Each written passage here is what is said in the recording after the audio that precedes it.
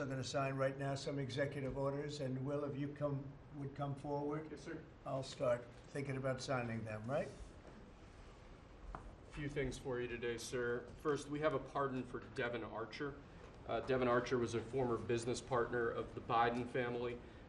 He was prosecuted relating to a fraud investigation, but notably, the tone and tenor of that prosecution changed dramatically after he began to cooperate with congressional investigators and serve as a witness against Hunter Biden and the Biden family. We believe that was an injustice, and therefore we're asking you to pardon him.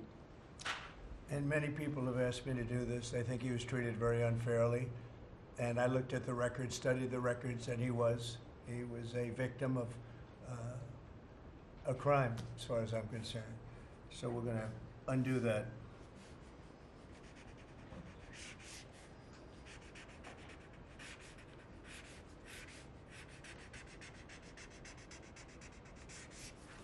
All right. That's Devin Archer. Congratulations, Devin. Next, sir, we have a presidential memorandum for your attention.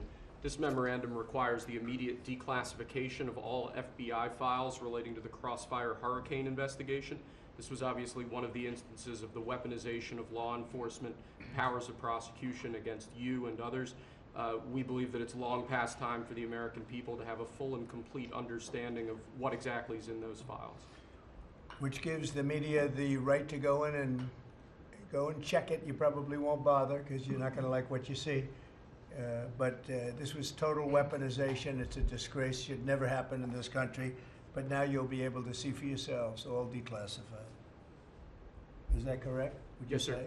All declassified? Yes, sir. Everything? The FBI file with there's a classified annex, but other than that, this will put everything in the public eye. Is anybody going to look? Huh? What about you? You going to look?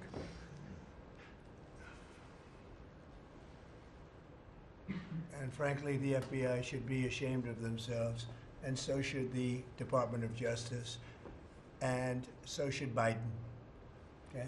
Next, sir, we have an executive order for your attention. We've taken action against a number of law firms that have participated either in the weaponization of government, the weaponization of the legal system for political ends, or have otherwise engaged in illegal or inappropriate activities.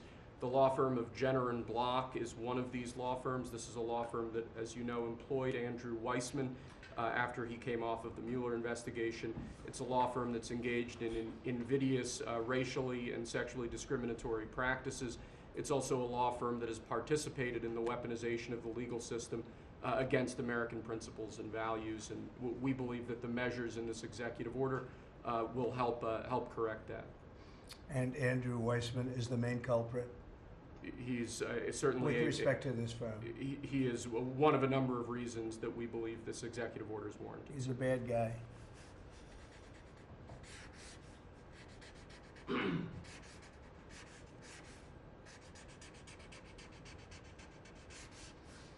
Okay.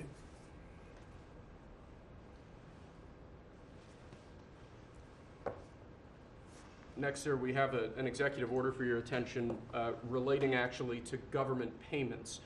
Historically, checks issued by the Treasury are, I believe, 14 times more likely to become the subject of fraud than electronic transfer payments.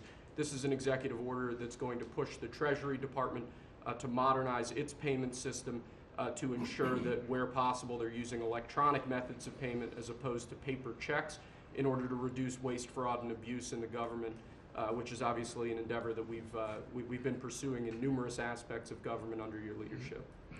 It's basically modernization of equipment and methods, and it's something that really I think he's going to be a great Secretary of the Treasury wanted, Scott, and so we're doing this, and we have other modernization programs going on. We could let somebody else, whoever's next, whoever that may be, do it, but it's something that should have been done 25, 30 years ago.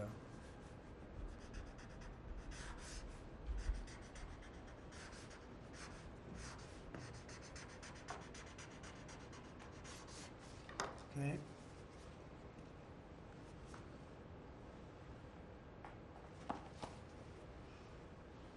Along similar lines, sir, this is an executive order. We're calling it Protecting America's Bank Account. The basic idea here is that instead of having lots of different departments and agencies and offices issuing payment, often without justification, often without any provided rationale, we're going to be centraling payment processes where possible in the Department of the Treasury and ensuring that measures are taken in Treasury against waste, fraud, and abuse to ensure that money that's leaving the public treasury is as protected as it possibly can be. All right, good.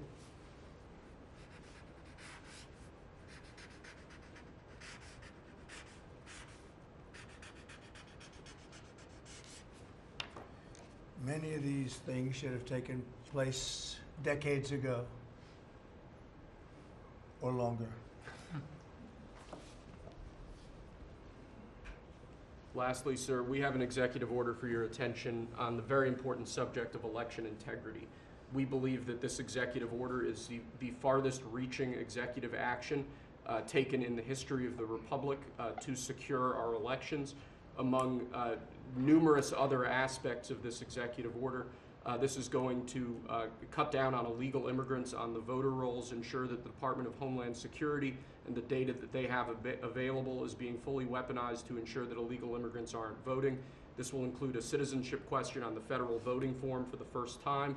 This executive order instructs the EAC to cut federal funding to states that don't take reasonable steps to secure their election. This calls on the Department of Justice to vigorously prosecute election crimes, particularly in states that we don't believe are in compliance with federal law around election integrity.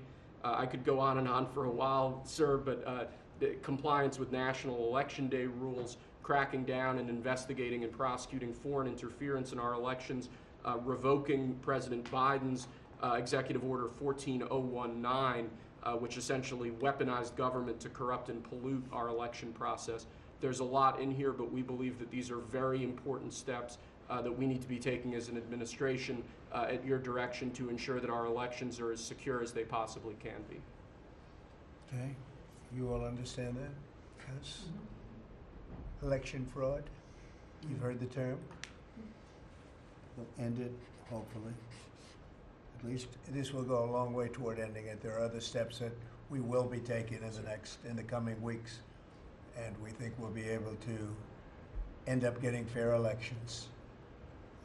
Perhaps some people think I shouldn't be complaining because we won in a landslide, but we got to straighten out our election. This country is so sick because of the election, the fake elections and the bad elections, and we're going to straighten it out one way or the other.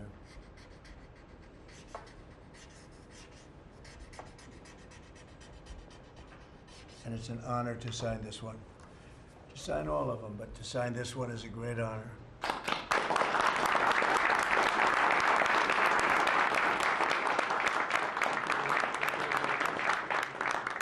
Thank you very much. Thank you for watching. Make sure you subscribe to our YouTube channel and watch more videos from News Channel 20.